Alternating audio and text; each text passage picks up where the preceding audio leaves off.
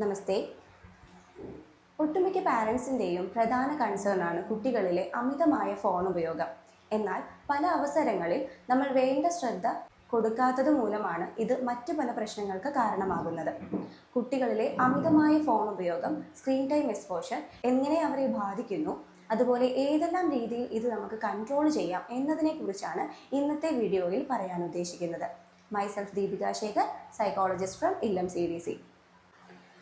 അമിതമായ സ്ക്രീൻ ഉപയോഗം കുട്ടികളിൽ അഡൽട്സിനേക്കാൾ 60% കൂടുതൽ നെഗറ്റീവ് ഇമ്പാക്ട്സ് ആണ് ഉണ്ടാക്കുന്നത്. ഇത് കുട്ടികളിൽ ശ്രദ്ധ കേന്ദ്രീകരിച്ചിരിക്കാനുള്ള ബുദ്ധിമുട്ട്, ഉറക്കക്കുറവ്, കാഴ്ചയനുബന്ധിച്ചുള്ള പ്രശ്നങ്ങൾ, സംസാര ഭാഷാ പ്രശ്നങ്ങൾ, ഡെവലപ്മെന്റൽ ഡിലേ, വിർച്വൽ ഓട്ടിസം, പൊണ്ണത്തടി, ആൻസൈറ്റി ഇഷ്യൂസ് എന്നീ ശാരീരിക മാനസിക ബുദ്ധിമുട്ടുകൾക്ക് കാരണമാകുന്നു.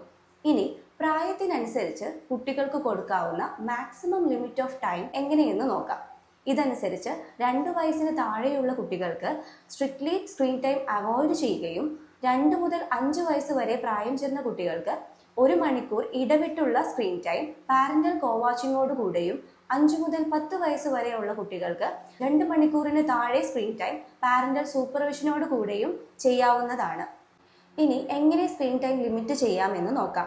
ആദ്യമായി കുട്ടിക്ക് സിമ്പിൾ ആൻഡ് ക്ലിയർ ലാംഗ്വേജിൽ സ്ക്രീൻ ടൈം എന്തുകൊണ്ട് ലിമിറ്റ് ചെയ്യുന്നു എന്നുള്ളതിൻ്റെ കാരണം പറഞ്ഞു മനസ്സിലാക്കി കൊടുക്കാനായി ശ്രമിക്കുക.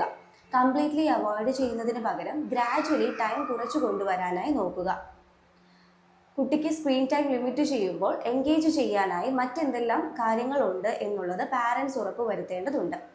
ഇതിനായി ഔട്ട്ഡോർ പ്ലേ, ഫിസിക്കൽ ആക്ടിവിറ്റീസ് എന്നിവ എൻകറേജ് ചെയ്യാം. കുട്ടികളുമായിട്ടുള്ള ക്വാളിറ്റി ടൈം പാരൻസ് ഇംപ്രൂവ് ചെയ്യേണ്ടതുണ്ട്.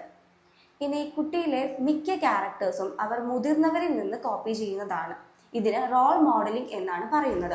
അതുകൊണ്ട് തന്നെ കുട്ടികളുടെ മുന്നിൽ സ്ക്രീൻ യൂസ് ചെയ്യുന്നതും ഫോൺ യൂസ് ചെയ്യുന്നതും ലിമിറ്റ് ചെയ്യുക. Thank you.